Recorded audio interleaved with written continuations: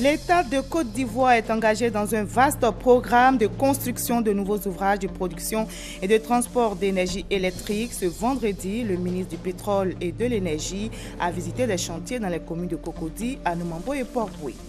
Le ministère de l'Environnement lance du 17 août au 31 octobre 2015 la deuxième phase de l'opération Abidjan Ville Propre. Cette vaste opération de nettoyage va permettre à la ville d'Abidjan de retrouver son lustre d'antan.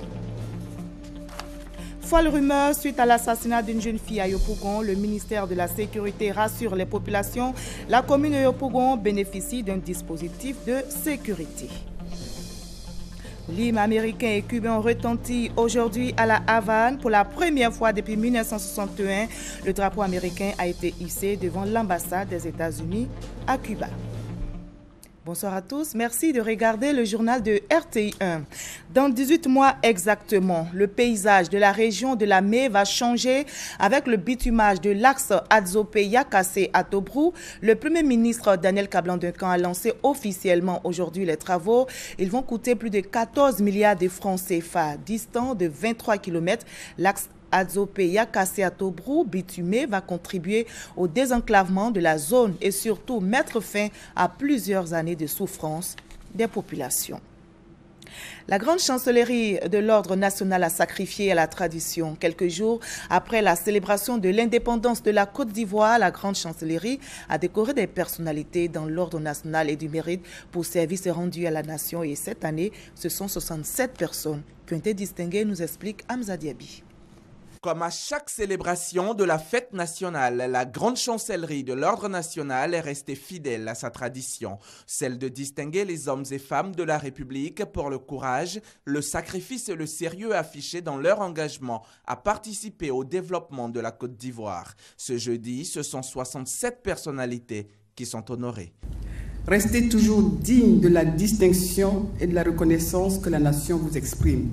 Chacun de nous ici doit s'efforcer de cultiver le meilleur en lui et d'inculquer à sa postérité les valeurs de dévouement, d'abnégation au travail et les vertus morales et spirituelles qui permettent à toute nation de consolider ses acquis et de laisser un héritage de qualité aux générations à venir. Au nombre des récipiendaires, Zemogo Fofana, ancien ministre, fait commandeur de l'Ordre national, et Aka Eunou, qui lui a été fait officier de l'Ordre du mérite ivoirien pour conduite exemplaire et service rendu à la nation dans l'exercice de leurs fonctions. Ils expriment leur gratitude au chef de l'État, Alassane Ouattara. L'occasion que vous me donnez d'exprimer mes sentiments de joie et de bonheur, et saisir l'occasion pour dire merci à Monsieur le Président de la République ainsi qu'à Madame la Grande Chancelière. Aujourd'hui, la décoration, c'est une décoration de satisfaction, de travail fait, bien payé. Et toujours persévérer, espérer pour prospérer. Cette distinction est la deuxième du genre cette année, après celle de janvier dernier. L'État de Côte d'Ivoire est engagé dans un vaste programme de construction de nouveaux ouvrages de production et de transport d'énergie électrique. Ce vendredi, le ministre du Pétrole et de l'Énergie a visité des chantiers dans les communes de Cocody, Anoumambo et Port-Boué. Le ministre Adama Tungara veut se faire une idée de l'état d'avancement des travaux. Francis Boifou. Les coupures d'électricité dans certains quartiers sont dues aux intempéries, à l'action humaine et au renforcement des capacités des centrales thermiques. C'est le ministre du Pétrole et de l'Énergie qui l'annonce. Quand il y a l'orage sur Abidjan et que la tôle d'un panneau publicitaire s'arrache et va sectionner une ligne, il va y avoir évidemment qu'on appelle une interruption. La fraude, le vol des équipements, ça aussi, ça induit aussi des coupures d'électricité. Le président veut que nous soyons au niveau des pays développés. C'est la consigne qui nous a été donnée. Et vous nous voyez courir ça pour atteindre cet objectif. Pour que le temps de coupure moyen en Côte d'Ivoire soit celui de la France et des États-Unis. Mais entre le temps où nous avons pris service et cet objectif, oui, les Ivoiriens vont connaître des difficultés dans le service de fourniture de l'électricité. Pour améliorer la qualité d'énergie dans les ménages, l'État construit de nouveaux ouvrages de production et de transport d'énergie électrique. 2 postes sources à la Djibi et à Noumambo De nouvelles installations au poste source de la Riviera, pour ne citer que cela. À la centrale thermique de la Cyprelle de Port-Boué, les ouvriers travaillent à la livraison de la turbine à vapeur dans moins de 5 mois. Au total, 9 postes sources en construction seront opérationnels au premier trimestre 2016, selon le ministre Adama Toungara.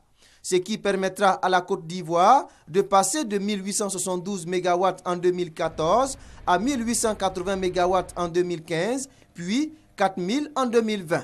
À ce jour, en tout cas, le secteur de l'électricité a investi près de 1500 milliards de francs CFA. Et notre projection est que de 2016 à 2020, nous allons investir encore 3500 milliards. D'importants investissements, la Côte d'Ivoire a l'ambition d'être le hub énergétique de la sous-région. Et le ministère de l'Environnement lance du 17 août au 31 octobre 2015 la deuxième phase de l'opération Abidjan Ville Propre. Cette vaste opération de nettoyage va permettre à la ville d'Abidjan de retrouver son lustre d'antan en matière de propreté. L'opération va coûter 30 milliards de francs CFA. Doigt des lasers.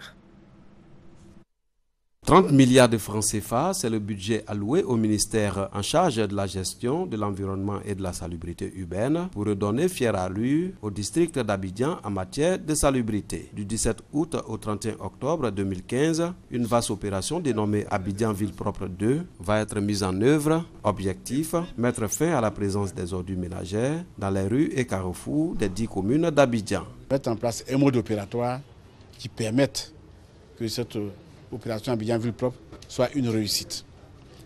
Nous avons donc associé tous les acteurs, mais il y a un acteur important qui sont les populations abidjanaises. Sur cette base, je lance donc un appel pour leur adhésion à cette opération et pour des comportements qui facilitent la tâche aux travailleurs du secteur, pour faire en sorte que le district d'Abidjan soit très rapidement dans un état de salubrité qui soit compatible avec les impératifs de santé des populations.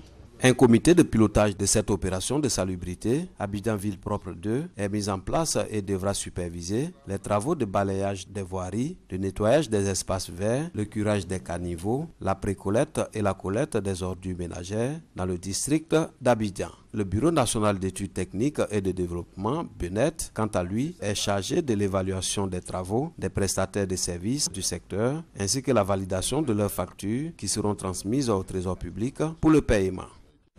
Le ministre des Eaux et Forêts vient de remettre des véhicules et des motos à l'ensemble des services déconcentrés de son département. Ce matériel va renforcer la mission de sécurisation et de réhabilitation des ressources forestières. Il a coûté 300 millions de francs CFA. Explication Grace Kando. Pour assurer la protection et la réhabilitation des forêts ivoiriennes, le parc autour des services déconcentrés du ministère des Eaux et Forêts a été renforcé avec 14 véhicules et 96 motos. Ce don d'une valeur de plus de 300 millions de francs CFA, selon le ministre Babo Daré, va permettre d'atteindre en 2020 le taux de couverture forestière de 20%. Nous remettons les moyens que le gouvernement a bien voulu mettre à notre disposition, afin que nos équipes soient effectivement présentes sur le terrain. Nous avons demandé à nos collaborateurs que ce matériel, ils doivent l'utiliser effectivement pour combattre le braconnage, pour combattre les trafiquants sur le terrain. Une action qui arrive à point nommé selon les bénéficiaires qui comptent en faire un bon usage. Le renforcement des capacités des agents a commencé depuis un certain moment, donc nous sommes à la 3e phase et nous pensons que le lot de véhicules et de motos que nous avons reçus aujourd'hui va nous permettre vraiment de bien mener nos actions sur le terrain. Tenons à dire merci au ministre des Eaux et Forêts pour l'offre qu'il vient de nous faire. Avant, c'était un peu difficile parce qu'on n'avait pas de moyens de mobilité, donc on ne pouvait pas travailler normalement. Si aujourd'hui on nous offre tout ce matériel, je pense que nous pourrons faire vraiment un bon travail. Le ministre des Eaux et Forêts entreprend des actions d'envergure pour la protection des massifs forestiers. Il s'agit entre autres du déploiement de plus de 300 nouveaux agents sur le terrain et de prise de dispositions visant la limitation de pression sur les ressources forestières.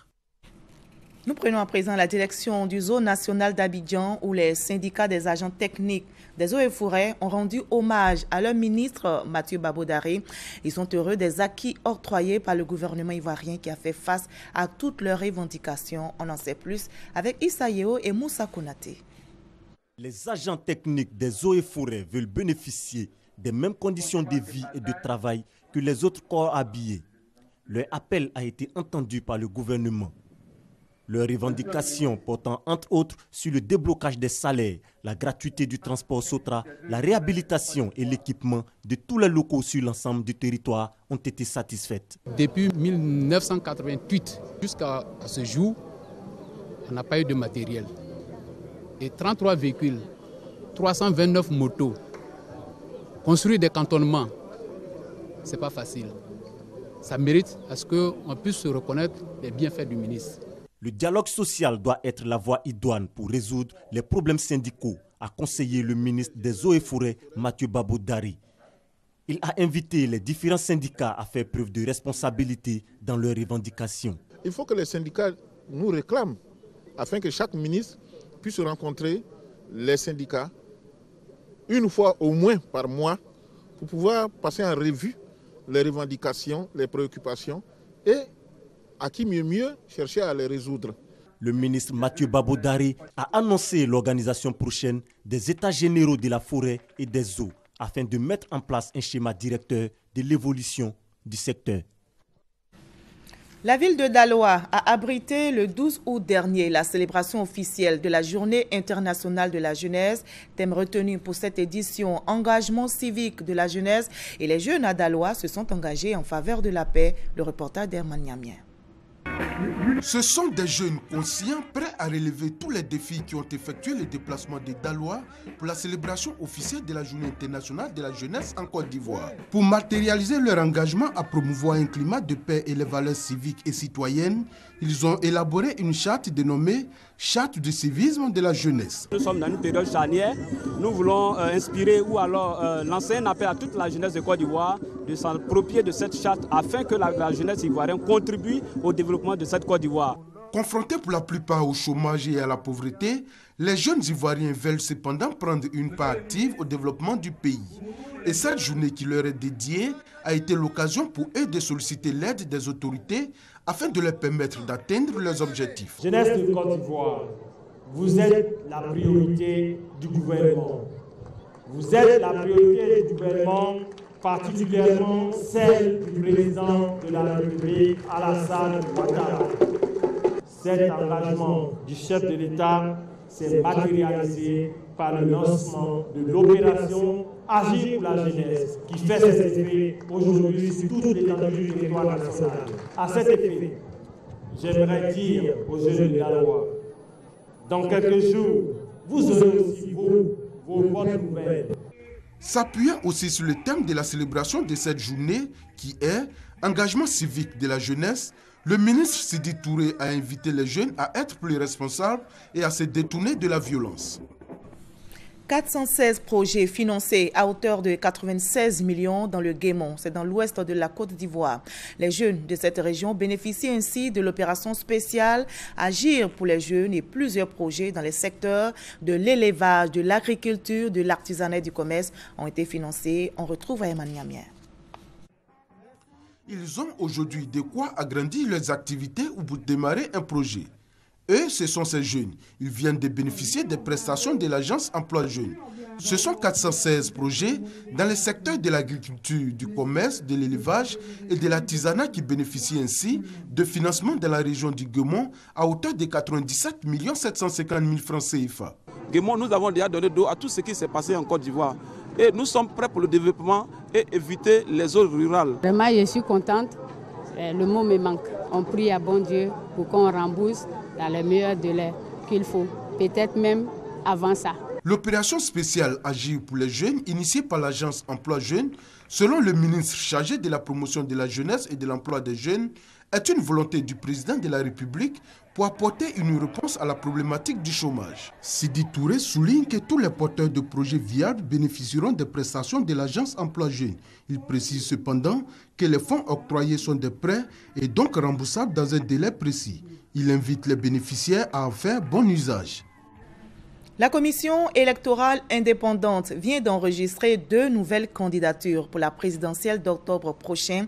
Il s'agit de Nanankwa Nyamate, candidat pour le compte du Congrès national populaire CNP, et de Julien Elvis Awastalon du Mouvement pour la démocratie en Côte d'Ivoire MDC. Ces candidatures portent à 6 le nombre de candidats déclarés à la CEI. Explication Sylvie Touré. Absent du pays pour cause d'études, à en croire son représentant, Julien Elvis Awastalon, plus connu sous le nom d'Awastalon, veut briguer la magistrature suprême. C'est le secrétaire permanent de la commission électorale indépendante et son adjointe qui ont réceptionné son dossier. La candidature d'Awastalon, membre de la Galaxie patriotique, mouvement de jeunesse proche de l'ex-majorité présidentielle, est portée par le Mouvement pour la démocratie en Côte d'Ivoire, le MDCI. Nous voulons une démocratie et une paix en Côte d'Ivoire. Voici les 2 choses qui ont motivé notre candidature. 6e candidat enregistré par la CEI pour la présidentielle d'octobre prochain, Nanankwa Nyamate. L'enseignant et ancien journaliste postule à la candidature pour le compte du Congrès national populaire, le CNP. Pour les détails au sujet de sa motivation, il donne rendez-vous aux médias la semaine prochaine. Surtout qu'aujourd'hui nous avons notre récépissé de présidentiable, eh bien nous allons à ce moment-là détailler un peu ce que nous voulons faire pour la Côte d'Ivoire. Ouvert le 3 août dernier, le dépôt des candidatures pour la présidentielle se poursuit jusqu'au 25 août prochain. Les jeunes cadres du RHDP viennent de lancer les activités de leur plateforme. L'objectif de ces jeunes cadres est de créer un cadre de rencontre afin de mobiliser les compétences dans les différents secteurs de développement pour la réélection du président Alassane Ouattara, Moussa Koulibaly, Hamza Diaby. Ils rejoignent les compagnons de la victoire pour la réélection du président Alassane Ouattara en octobre prochain. Eux, ce sont les membres de la plateforme Les Jeunes Cadres du RHDP, JCRHDP. Ils ont été investis par François Amichia, directeur national adjoint de campagne, représentant les parrains Amadou Gon Koulibaly et Aoussou Jano Kwadio, les 2 directeurs nationaux de campagne du candidat du RHDP. Pour le porte-parole de la plateforme, Mamadou Touré, cette tribune sera un cadre de rencontres et d'échanges. Il s'agit de jeunes cadres qui relèvent du secteur privé comme du secteur public à la faveur de cette campagne parce qu'ils sont aussi des leaders d'opinion dans leur région, dans leur famille. Nous allons essayer de prendre part au débat de façon qualitative. Avec tous ces experts que vous avez vus, toutes ces compétences, il s'agira de contribuer tant soit peu à vulgariser les actions du chef de l'État. Le représentant des 2 parrains, François Amichia, a félicité l'engagement de ces jeunes cadres. Vous avez décidé de mieux vous imprégner de ce que le président Alassane Ouattara a fait pour ce pays. Et vous avez décidé d'aller à la rencontre de vos compatriotes, de vos frères, des personnes de votre génération pour leur porter le message. L'avenir du pays se joue aujourd'hui et demain, vous avez votre place. Ce ne sont pas d'autres qui décideront à votre place. C'est vous qui allez en être les principaux acteurs. Présents à cette cérémonie, Sidiki Konaté et Albert Flindé, tous 2 directeurs centraux de campagne, ont apporté leur adhésion à cette initiative qui s'avère salutaire pour la victoire du candidat du RHDP. La plateforme des jeunes cadres du RHDP est constituée d'une coordination nationale, d'un secrétariat technique et de 17 commissions thématiques pour mener les réflexions dans différents secteurs de développement, notamment l'énergie, la santé et l'éducation.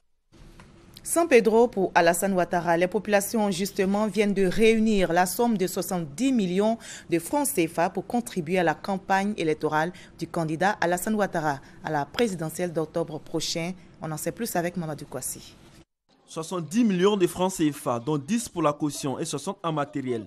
C'est la contribution des populations de la région de San Pedro pour la campagne du président de la République Alassane Ouattara, candidat unique du RHDP à la présidentielle prochaine. San Pedro exprime ainsi sa reconnaissance au président de la République Alassane Ouattara pour les nombreux chantiers ouverts dans sa région.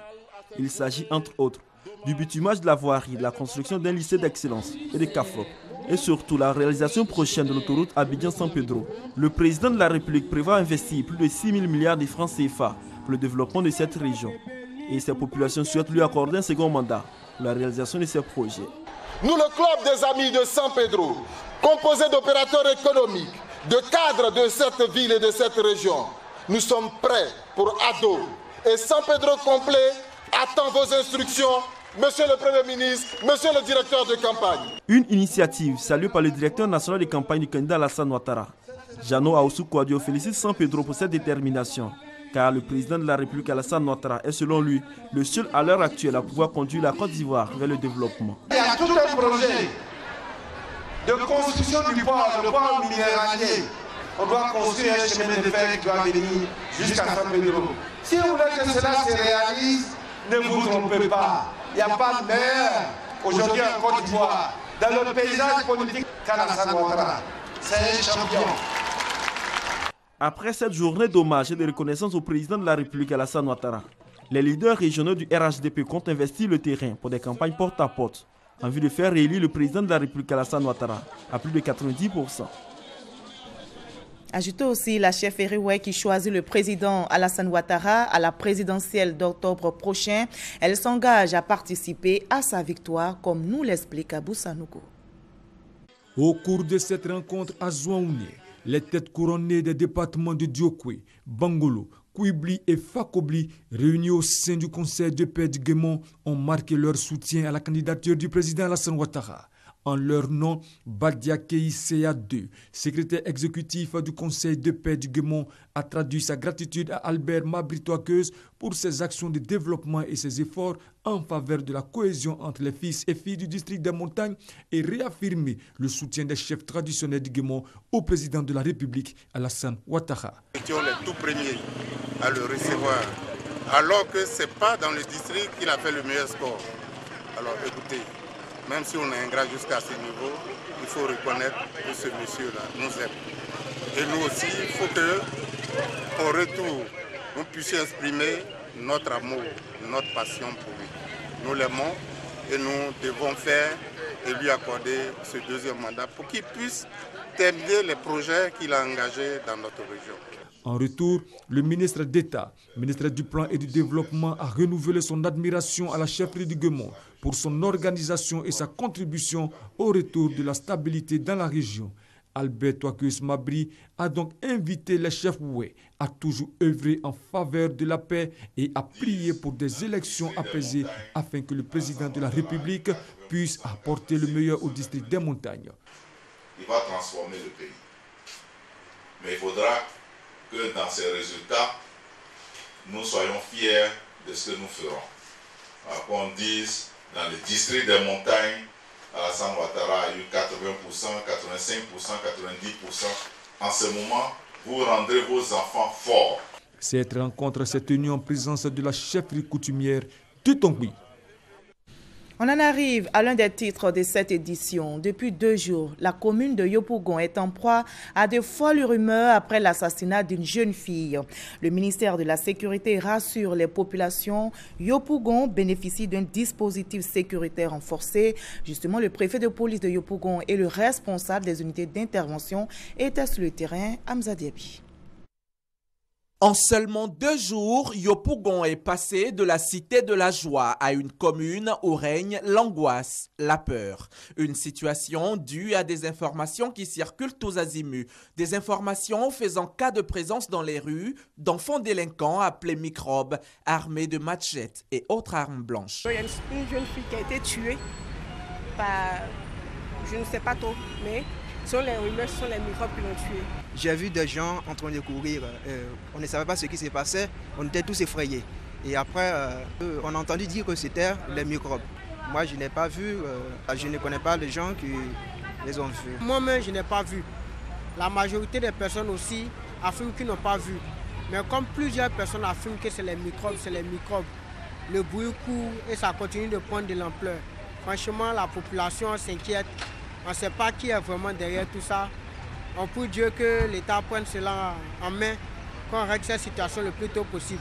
L'État est à pied d'œuvre justement pour garantir aux populations une sécurité maximale. Les forces de l'ordre rassurent la population. Elles sont déployées partout à Yopougon. Au quotidien, le chef de district et toutes les autres forces ont toujours quadrillé Yopougon. Que s'est-il alors réellement passé et qui trouble aujourd'hui la quiétude des habitants de la cité? Une jeune fille de 23 ans se rendait dans son centre de BTS a été agressé et mortellement poignardé. Suite donc à cette situation, les jeunes du quartier sont sortis nombreux hier après-midi pour, disent-ils, aller à l'encontre des agresseurs. Avec notre intervention, on a pu les dissuader, ils sont rentrés chez eux. À la question de savoir si les microbes opèrent effectivement dans la commune de Yopougon, le préfet est formel. Il n'y a jamais eu de microbes à Yopougon. Les microbes, on en a entendu parler à Bobo, à Gamé dans la commune de Tekoubé, mais à Yopougon, jamais.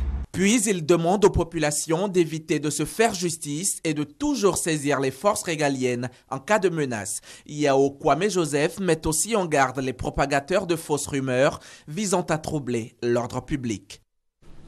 Après des affrontements entre civils et forces de l'ordre, le calme est maintenant revenu à Fekese-Dougou. À l'origine, la mort d'un jeune cultivateur à une barrière de la gendarmerie. En mission dans la région, le ministre chargé de la Défense, Paul Kofi Kofi, a apporté le réconfort du gouvernement aux familles endeuillées. Le décès de Kidjou Foloko, âgé de 42 ans, président de la coopérative agricole Obéi Oignon de Sipéré dans la région du Tchologo, a occasionné de violentes émeutes à Fekese-Dougou le week-end dernier. Décès survenu au corridor nord de cette localité sur l'as menant à Wangolo-Dougou. Cela suite à un malheureux incident entre le défunt et des éléments de la gendarmerie nationale en poste à ce corridor. C'était samedi passé, 15h30, j'étais informé par téléphone que quelqu'un me dit qu'il y a ton fils qui est sur la route de Nabonka, qui est arrêté par les gendarmeries de Ferké. Du moins, 6h du matin, j'étais encore à la gendarmerie jusqu'à 20h qu'on m'a appelé, c'est le chef canton, pour me dire que le jeune homme a été mort. Et ils ont arrêté, il n'a pas arrêté. Quand il est parti loin, c'est que le gendarme me dit qu'il avait pistolet, fabrication. Il a reporté sur eux. Voilà, et aussi ils ont tiré. J'ai commencé à pleurer. Bilan 2 morts du côté des civils et d'importants dégâts matériels, dont plusieurs véhicules endommagés et incendiés par les manifestants en colère. Après des médiations menées par les autorités administratives, les esprits se sont apaisés. La jeunesse communale et la chefferie traditionnelle déplorent la situation et invitent les acteurs impliqués dans ces mouvements de troubles au calme. Ce qui est arrivé ne doit plus arriver. Je lance un appel à toute la population de Ferké, surtout aux jeunes. Ces actes qui sont arrivés, ce n'est pas une bonne image pour nous. Il faut éviter les actes de violence, car c'est des actes qui compromettent. Et je continue à calmer les parents. Quand il y a le mal qui vient, on parle. Ça peut finir. En mission dans la partie nord du pays, le ministre auprès du président de la République chargé de la Défense a rendu visite aux familles éplorées. Je voudrais d'abord présenter mes condoléances et celles du président de la République aux populations de Ferké. Nous avons 2 personnes de la localité qui ont perdu la vie. Une qui s'est passée, n'est-ce pas, au corridor dans le cadre d'une surveillance, une autre suite à ces manifestations réactives des populations. Et nous avons été instruits par le président de la République de ramener la paix au sein de la communauté. Aujourd'hui, la situation est calme. Je crois que je voulais saluer la compréhension des populations, mais aussi demander la vigilance à nos hommes. La psychose du bouillant week-end dernier n'est plus qu'un mauvais souvenir. Voilà, c'était un reportage de Ouattara Amadou Walter. Un nouveau foyer de grippe aviaire a été détecté dans une ferme de Modeste, au village situé sur l'axe Abidjan-Grand Bassam. Alerté, le ministère des Ressources animales et halieutiques y a dépêché une équipe aujourd'hui même pour procéder à l'abattage, à la destruction des volailles ainsi qu'à la désinfection de la ferme. Jean-Luc Bango pour le reportage. Après Boaké, un autre foyer de la grippe aviaire vient d'être identifié dans une ferme du village de Modeste sur l'axe Abidjan-Bassam. C'était depuis le 17, le jour de Ramadan. Là. Le matin, on a commencé à sentir la mortalité. Ils sont venus faire des prélèvements. C'est avant-hier qu'on nous a envoyé ça pour dire que c'est grippe aviaire. L'opération d'abattage, de destruction et de désinfection qui a été diligentée dans cette ferme a concerné plus de 7000 volailles. Cette opération a pour seul but de circonscrire le foyer, de nettoyer à l'intérieur de ce foyer toute volaille susceptible de porter le virus. Un coup dur pour cet éleveur qui évalue ses pertes à une centaine de millions de francs CFA. Les dispositions ont été toutefois prises par le gouvernement pour assister les éleveurs touchés. Toutes les volailles qui seront abattues dans l'opération ADD sont comptabilisées et une grille d'indemnisation toujours en discussion avec les opérateurs sera adoptée et l'État fera face à l'indemnisation. Sur la question de la santé des populations relativement à la consommation de la viande de poulet ou de toute autre volaille, le docteur Esso rassure. La viande de volaille n'est pas interdite en consommation. Les œufs ne sont pas interdits en consommation. Pour la simple raison qu'on n'a pas encore prouvé la transmission par la consommation. Les experts du ministère des Ressources animales et de la production halieutique annoncent que les fermes voisines seront touchées par cette opération d'abattage, de destruction et de désinfection. L'objectif principal est d'empêcher la propagation de la maladie dans la zone. À quelques semaines du départ pour le pèlerinage à la Mecque, le Haut Commissariat du Hajj ainsi que le COSIM et la direction des cultes ont rencontré les 200 encadreurs pour le Hajj 2015. Ces encadreurs ont été encouragés à participer à la réussite du Hajj 2015.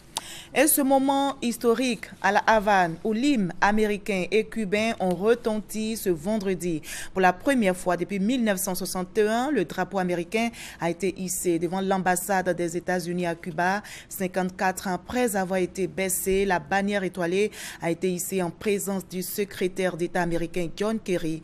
Notons que c'est le premier chef de la diplomatie américaine à fouler le sol cubain depuis 1945. Cérémonie chargée d'émotions, John Kerry s'est exprimé en anglais et en espagnol. Le drapeau des États-Unis qui flotte à Cuba est le symbole de la réconciliation entre les deux pays, la reprise des relations diplomatiques avec l'ennemi d'hier.